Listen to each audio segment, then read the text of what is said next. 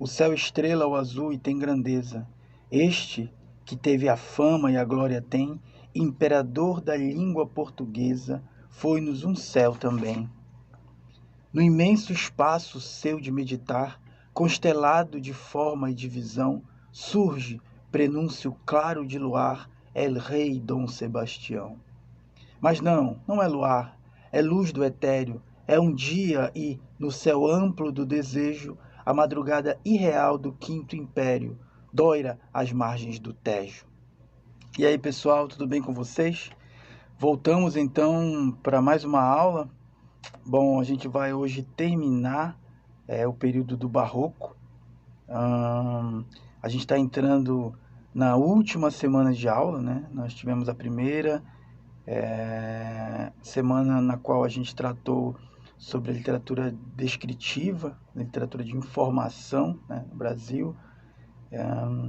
A gente depois, na segunda semana, começou a pensar sobre o Barroco, trabalhou na obra de Gregório de Matos Guerra, refletiu sobre o que foi essa estética no Brasil, o que ela significava. Vocês assistiram o filme sobre Aleijadinho, algumas informações sobre Aleijadinho, né? Caravaggio também, que vai influenciar o Barroco fortemente. E hoje, portanto, vamos terminando o Barroco falando de um gênio, Padre Antônio Vieira. Vamos à aula? Muito bem, o poema que inicia essa aula é de Fernando Pessoa. Aí você poderia perguntar: professor, mas Fernando Pessoa não pertence a esse período? Por que o poema do Fernando Pessoa aparece no começo da aula?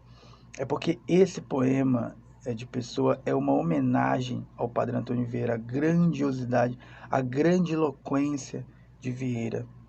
Mais tarde seria celebrada um poema do maior poeta, de um dos maiores poetas portugueses, porque eles tiveram alguns muito bons, Fernando Pessoa. Padre Antônio Vieira é uma figura sobre a qual é difícil falar sem admiração, muita admiração. No entanto, a gente precisa lembrar que o Antônio Vieira está ligado ao projeto de poder da Igreja Católica, ao projeto de poder de Portugal, do Império Português, e que, portanto, ele também faz parte desse grupo que veio para catequizar, para tomar do Brasil, tomar dos indígenas o que era deles. No entanto, o Padre Antônio Vieira por isso é tão difícil falar sobre a atuação dele. Ele é muito contraditório, porque ele defendia os índios. Há quem diga que ele preteria os negros aos índios, então ele não defendia os negros e só defendia os índios, mas não é verdade. A gente vai ver na aula de hoje que ele defendia índios, que ele defendia os negros nos seus famosos discursos e sermões. Então, Padre Antônio Vieira era um grande orador. Antes de tudo, era um mago da palavra, um alquimista da língua. Tanto que Fernando Pessoa vai celebrar ele no poema, falando da importância dele para a língua portuguesa. Então, Antônio Vieira é muito famoso por seus sermões maravilhosos. Eu vou indicar aqui também Sermão de Vieira para vocês lerem depois. Mas a gente vai se deter hoje em alguns trechos de sermões nos quais ele trabalha justamente isso, a defesa do índio e a defesa do negro. Ele é um símbolo do Barroco. Em que contexto surge, né? Antônio Vieira nasce em Portugal, mas muito cedo vem para o Brasil. E aqui ele vai se integrar à Companhia de Jesus, vai estudar, vai ser uma liderança, né? Vai tomar a frente. E tempos depois ele vai ser expulso do Brasil, onde ele volta depois, já no fim da vida. Ele vai ser expulso do Brasil pelos colonos. O termo colono, empregado por Alfredo Bose, não combina com o colono de hoje que a gente tem, por exemplo, na Transamazônica, né, que é o pequeno agricultor, o colono. Mas o que o Bose chama de colono, que a história chama de colono, na verdade eram os grandes, eram os donos das terras, né, que escravizavam tanto índios quanto negros. E esse colono, ele necessariamente não precisava ter muitas terras, mas era muito comum entre eles escravizarem, claro. Estamos falando do século XVII, né? Então era muito comum escravizarem. E aí Padre Antônio Vieira vai ser expulso porque se esforçava muito em convencer esses colonos a não usar o trabalho escravo dos índios e dos negros. Isso vai causar uma série de conflitos, porque eles fazem questão, os colonos fazem questão, os donos de terra fazem questão de ter esse trabalho escravo e de tratar negros e índios como seres inferiores. Vamos ver um trecho de um discurso do genial Antônio Vieira. O sermão da primeira dominga de Quaresma, pregado no Maranhão em 1653. Bom, o contexto. Nesse sermão, que é feito aos colonos, aos donos de terra, Vieira tenta dissuadi-los de escravizar os indígenas, tenta convencê-los a pararem de utilizar o trabalho escravo dos indígenas. Vamos lá. Então, no discurso, prevendo as objeções dos colonos, dos senhores de terra, o próprio Antônio Vieira indaga: quem nos há de ir buscar um pote d'água, um feixe de lenha? Quem nos há de fazer 2 covas de mandioca? Hão de ir nossas mulheres? Hão de ir nossos filhos? Ao que o próprio Vieira responde: quando a necessidade e a consciência obrigam a tanto, digo que sim, e torno a dizer que sim, que vós, vossas mulheres, que vossos filhos, e que todos nós nos sustentássemos de nossos próprios braços. Porque melhor é sustentar-nos de nosso próprio suor do que do sangue alheio. Ah, fazendas do Maranhão, que se esses mantos e essas capas se torceram, haviam de lançar sangue. O padre Antônio Vieira é um herdeiro do período medieval, quer dizer, ele tem o sonho do império e do poder, né, da dominação da Igreja Católica, do sonho do Império Português. Então, nesse sentido, ele é herdeiro da Idade Média. E, inclusive, ele vai atuar fortemente na Contra-Reforma, né? Ele não quer, o que já vem se consolidando, ele não quer que se consolide. Então, ele vai lutar fortemente na Contra-Reforma. Alfredo Bozzi fala sobre ele. Existe um Vieira brasileiro, um Vieira português e um Vieira europeu.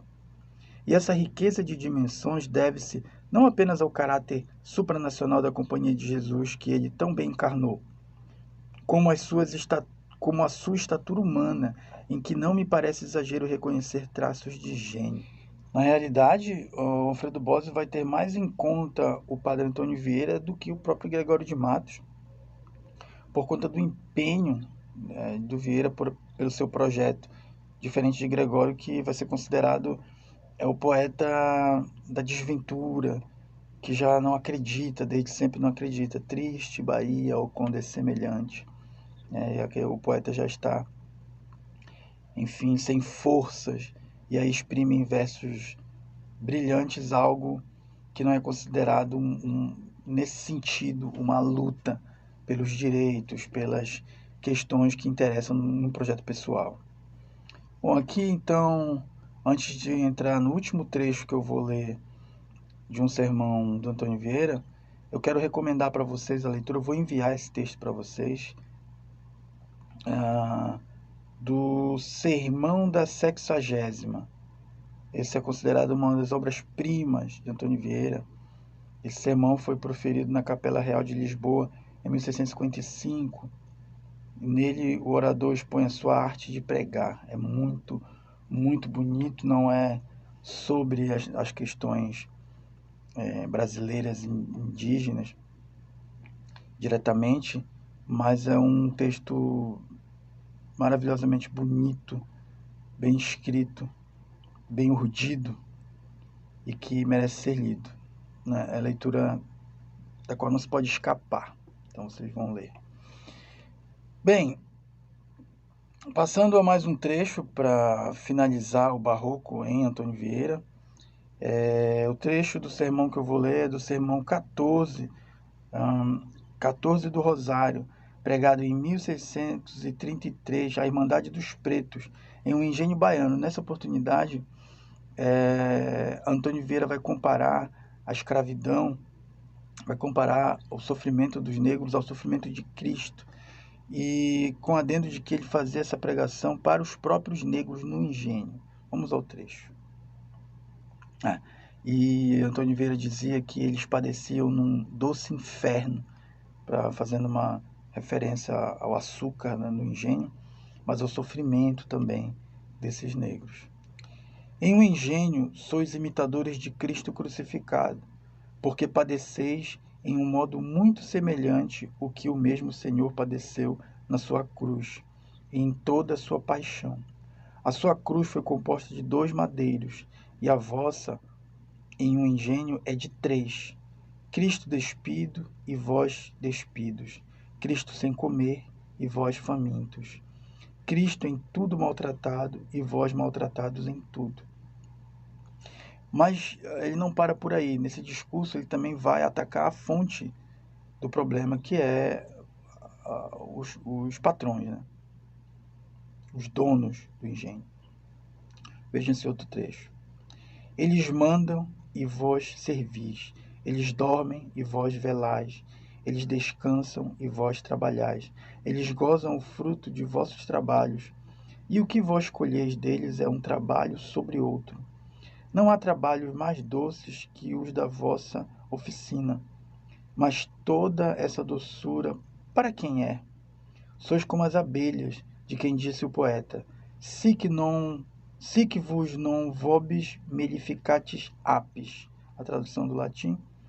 Assim vós, mas não para vós, fabricais o mel, abelhas. Bom, a formidável obra de Antônio Vieira também pode ser encontrada em dominiopublico.com.br. Vocês podem acessar muitos dos sermões de Antônio Vieira lá, gratuitamente. Eu recomendo uma leitura que não tem exatamente a ver com a disciplina, mas que me impactou muito, que é um livro baseado em sermões de Antônio Vieira, chamado A Arte de Morrer, onde ele vai reinterpretar do pó vieste ao pó tornarás. É muito bonito, é muito bonita essa análise do Antônio Vieira, e vale muito a pena ler os discursos dele, os sermões dele. Aí a gente pensa para além de uma disciplina, mas para a nossa própria vida, para o nosso entendimento, para a nossa compreensão da vida. É muito fundamental ler esses gênios que tanto contribuíram com a humanidade. E aí a gente forma a nossa própria humanidade nessas leituras. Fundamental. É uma forma de superar a ignorância que reina nos rondando, é lendo literatura, principalmente desses grandes mestres da literatura. Muito obrigado, gente, e a gente se vê na próxima aula, quando vamos tratar sobre arcadismo. Um grande abraço, valeu!